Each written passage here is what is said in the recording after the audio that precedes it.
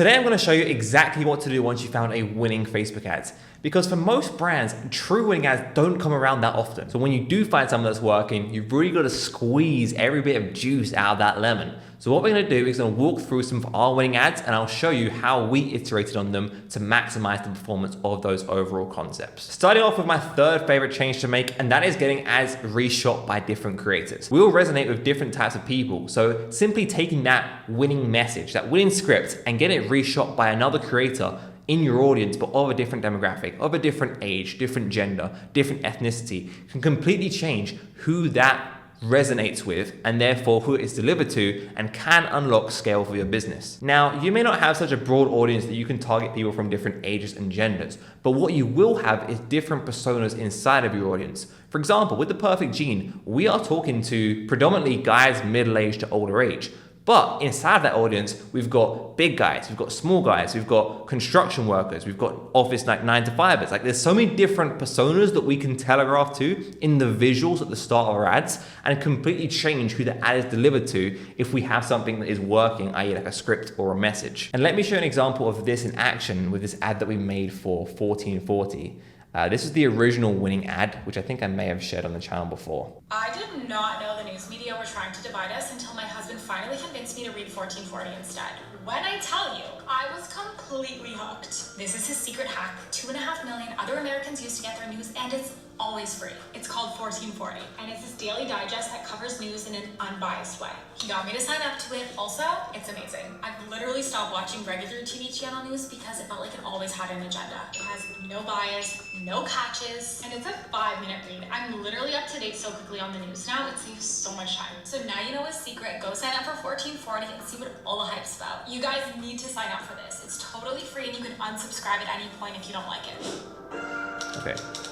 There you go. So that ad crushed. Fortunately, that's a very broad TAM. We're literally speaking to everyone pretty much. So what we did in this scenario is literally got this exact same script recreated by a male creator. I'm not going to play the whole ad through, but it's literally the same. It's in the car, it's the guy saying the script, and that ad also went on to crush. It didn't crush to the level that the girl did, but that unlocked an extra 30% of scale for us that we wouldn't have had we not gone and got that ad recreated. Now, before we get on to my second favorite type of iteration, a question that I often get from brands and creators is, how do you know how to distribute between net new and iterations in your creative strategy? And to that, I would say, you shouldn't really try to distribute between net new and iterations, at least in terms of like proactively. Like, you shouldn't go 75% of our stuff is net new, 25% is iterative, because you never know when you're gonna have something to iterate on inside the ad account. Like, sometimes like there's just not much happening performance-wise, and there's not much to iterate on. And what we're not gonna go and do is make iterations for the sake of making iterations. Now, what I would say is that the extent to which an ad has scaled is the extent to which you should be iterating on it. So if you've got one ad that spent 500K versus another ad that spent 50K, I would direct more of my resources towards the ad that spent 500K to try and squeeze more juice out of that lemon, because it's just bigger. The splits on our accounts can be anywhere from as low as 50-50, all the way up to like 90-10, 95-5 between net new and iterations, especially if we've got less data. They're more up there with like 85-15, 90-10. But just play it by ear. Like, if there's something to iterate on, go and iterate on it. And if there's not, then there's not. But I wouldn't go into it with a plan saying we're going to do this much of our creative like this and this much of our creative like this, because you just never know. This next iteration is one of the easiest and most effective ways to improve your ads. Now, have you ever seen posts on your Facebook and Instagram feed like this? These headline bars are a great way to test different messaging. Now, this lady who seems to be selling a TikTok and Reels creator course has gone with a very strong how to grow fast on TikTok and Reels. That's great. She could also flip this into an I statement and say something along the lines of, I grew to 50K followers in 90 days. She could say, this TikTok hack is blowing up accounts. She could say, the secret that TikTok and Reels industry experts don't want you to know. Like, there's so many different ways she could flip this on its head. And potentially reach different pockets of our audience, because different people will be drawn to different messaging. As we spoke about on the channel before, when people are scrolling, like as soon as they see the top third of your thumbnail or the first frame of your ad, they're always starting to make mental calculations as to whether they're going to consume that piece of content. There goes my phone. Whether they're going to consume that piece of content or they're not. So by changing the messaging of this headline, you can completely change the angle of your ad and you can help the algorithm dictate who to send this piece of content to. Let me show you another example of how we did this with the perfect gene. This was another winning ad that went to spend comfortably into 6 figures. So we have a 3 reasons why here, an extremely simple 3 reasons why that just worked. Don't ask me why. But I'm going to play this original ad through and I'll show you the headline testing that we did on the 4x5 bar. 3 reasons why you need the perfect gene. They're super comfortable. I quit wearing PJs at home because these are that good. They're super stretchy. Usually jeans are tight around my thighs, but these fit perfectly. They've got 5 different fits to match your style, so they're great for any build. Honestly, I'm not buying jeans from anywhere else now. Go check them out now. There you go. There's even a glitch at the end there. Okay, so that's the original ad that did very well. Let's now show you the headline testing. So we did a lot of different tests, by the way. We changed the visuals on the first iteration, which is another valid iteration to go and make. On the second one, we added a Twitter and Instagram story bar, which I would recommend testing on your winners if you haven't already. Over 700 languages, this guy chose to speak facts, which I saw somewhere on Twitter. And then we got an Instagram story one as well. So yeah, definitely if you've got any top performers, I'd recommend testing Twitter apps on them too. Anyway, third round of iterations. As you can see here, all 4x5 bars. We've got, this is how jeans should look on a man, which I believe was the winner. We've got, these are the only pair of jeans I own. There's nothing sexier than a man wearing these jeans. And we have the comfy jeans you ever own. And the result of this was an extra 70% of scale of the original ad, which was another 6 figures just by doing this headline testing. So we actually went on to do a ton more headline testing. So I just showed you point 3. Point 4, there was another 8 headlines that we tested here, and point 5, I think there was, how many is that? Like another 12 or something.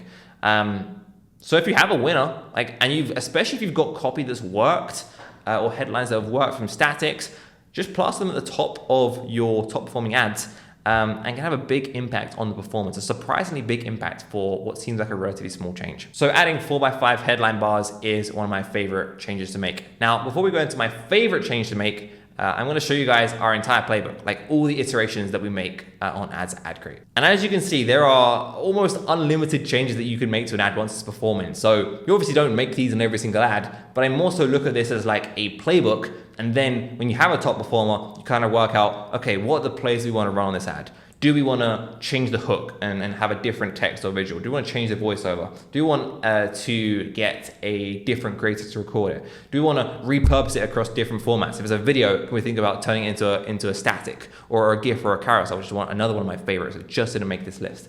But look at this as a playbook, and then you use both the eye test, which is this playbook here, and then the data to help you troubleshoot exactly where to improve the ad. And with the data, you got things like hook rate, which is your 3-second video views over impressions, your hold rate, your average watch time, your attention charts. You're looking for where the drop-offs are, so where you can basically fix the ad or like tweak the ad to potentially improve it. And there we are, we've got our retention charts here, which by the way, I think are very useful. I don't think enough advertisers actually look at their retention charts and work out exactly where the drop-off is in their ads and then try and hypothesize why that drop-off is there. Like, is it because we changed to a different creator people didn't resonate with, that was boring? Did we start talking about something completely different? Was it a kind of a bit of a bait and switch hook where we just got a load of broad attention, but then the second we started talking about our products, people just dropped off? Like, hypothesize why people are dropping off, and then you can try and use that information to improve your ad for the next iteration of it.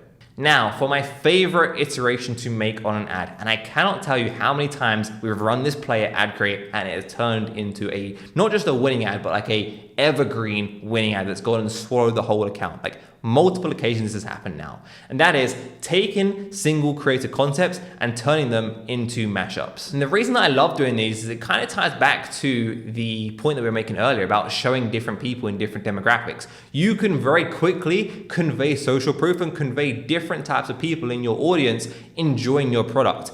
I've seen these work especially well if you have a product where one of people's main objections is like, is this gonna work for me? For example, like one of the reasons I think it works so well for the perfect gene is because a lot of big guys or guys with different size legs might go, yeah, they look good in that skinny guy's jeans, but like, what would they look like in my jeans? And then we cut to a big guy in jeans, and then they go, oh, okay, that works for me. Same thing with cosmetics brands. Like, a girl might look at that and go, okay, that looks great on that girl, but how about someone with like my skin type or like my hair? is that going to look the same on me? You cut to someone who they feel they can relate to a little bit more, and they can see themselves with that transformation in that ad. So let me show you probably the biggest example of this. This is an ad that we launched about a year ago now. This ad was originally the top performer inside the ad account, and then we made a mashup that completely swallowed it and is to this day the historical top performer. This is the original, and you may recognize his face. I'm about to try this new popcorn. My wife is making me try it blindfolded. Can I come out? Yeah, that's right then. And that's perfect. That is unbelievably good. I don't know how to describe how good that is. They claim they have popcorn scientists. I didn't know that was a thing, but apparently they have popcorn scientists in their pop. Get your discovery kit. Your discovery kit comes with the bowl, comes with a test launch pouch, and a bunch of these crazy, amazing flavors. I don't know what you're waiting for. Click the link right now and get your discovery kit. Yeah, good ad. Like, pretty good ad. And that ad was the top performer when we launched it, pretty much from day one inside the account. So what we then did was take segments of this ad that we liked, the best parts, hook rate was higher, hold rate was higher, so we knew that whatever he was doing at the start of this ad, this taste test, this blind taste test with his wife, was getting people's attention, it was keeping people's attention, and it was converting. But could we take that and turn it into a better, more engaging ad? Well, this is what we made. I'm about to try this new popcorn. My wife is making me try it blindfolded. Can I come out? Yeah, that's right then. And that's perfect. That is unbelievably good. This brand is reinventing America's favorite snack. Let me show you.